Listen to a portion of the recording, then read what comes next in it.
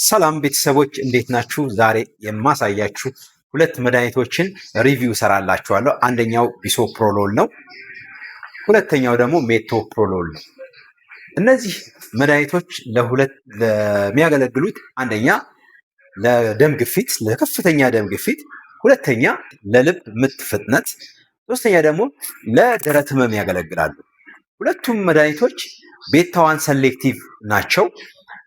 አገልግሎታቸው ያስ ከሆነ ድረስ ምንድነው የሚለያቸው? ተመሳሳይ ሁለቱም ቤታ1 ሰሌክቲቭ ናቸው። ምንድነው ልዩነታቸው ወይም አንድነታቸው?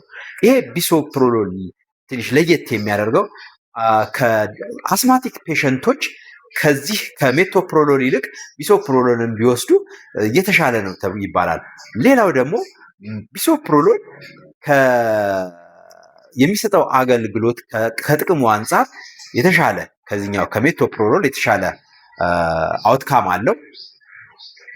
ሶስተኛ ደግሞ ልዩነታቸው ሁለቱም የሚያገለግሉት ለሀርት ፌለር ግን በጣም ልብ እንድትሉት የምፈልገው አንድ ጉዳይ አለ። እሱም ምንድነው?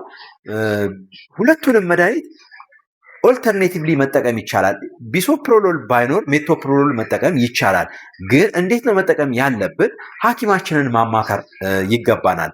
ሌላው ደግሞ ስለ ሜቶፕሮሎል ማወቅ ያለባችሁ ሁለት አይነት ሜቶፕሮሎል አለ። አንደኛ ሜቶፕሮሎል ሱስኔት አለ።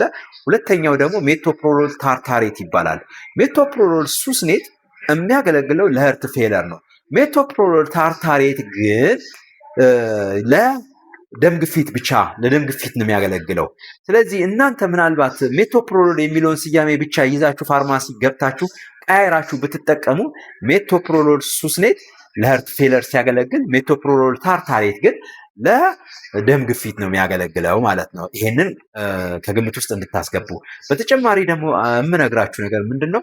ሜቶፕሮሎል እና ቢሶፕሮሎልን ኦልተርኔቲቭሊ ለመጠቀም ከተፈለገ ሐኪም ጋር ሄዶ ተማክሮ ነው ሐኪም ነው ሊቀይርላችሁ የሚገባው። ምክንያቱም ዶዙ፣ የበሽታችሁ መጠን፣ የህመሙ ስትሬንግስ ከግምት ውስጥ ተገብቶ ነው ቢሶፕሮሎል ሜቶፕሮሎል ልንቀይር የምንችለው። ፋርማሲ ሄዳችሁ በራሳችሁ ፍቃድ ሜቶፕሮሎልን በቢሶፕሮሎል ቀይርልን ብትሉ ስህተት ነው የሚሆነው።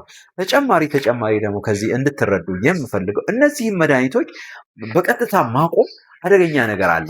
ስታቆሙም ስትጀምሩም ሐኪምን አማክራችሁ መሆን መቻል አለበት። ምክንያቱም ወዲያውኑ የምታቆሙ ከሆነ የልብ ምታችሁ በጣም ይጨምራል፣ የደም ግፊታችሁ ይጨምራል። ሌላው እንግዲህ ሁለቱም የራሳቸው ተመሳሳይ የሆነ የጎንዮሽ ጉዳት አላቸው፣ ሳይድ ኢፌክት ማለት ነው። ምንድነው? ሜቶፕሮሎልም ቢሶፕሮሎልም የደም ግፊትን ይቀንሳሉ፣ የልብ ምትን ይቀንሳሉ፣ እጅና እግርን ያቀዘቅዛሉ፣ የራስ ምታት ያመጣሉ። አንዳንድ ጊዜ ደግሞ ገፋ ሲል የመርሳት ችግርንም ያስከትላል። ስለዚህ ቤተሰቦች እንደዚህ አይነት ቪዲዮ እንዲደርሳችሁ የምትፈልጉ ከሆነ ቤቱን ፎሎ አድርጉ፣ ኮፒ ሊንክ ሼር ማድረጋችሁንም አትርሱ። እንዲህ አይነት ችግር ያለባችሁ ወዳጅ ዘመድ ካለ ስለሚያገለግል ፋቨራይት ላይ በማስቀመጥ ለሌላ ጊዜ ልትገለገሉበት ትችላላችሁ። መልካም ጊዜ። እንዲህ አይነት ደግሞ መረጃዎች እንዲደርሳችሁ የምትፈልጉት ከሆነ የምትፈልጉትን መድኃኒት ሜንሽን አድርጉ። ስለዛ ሰራላችኋለሁ። ባባይ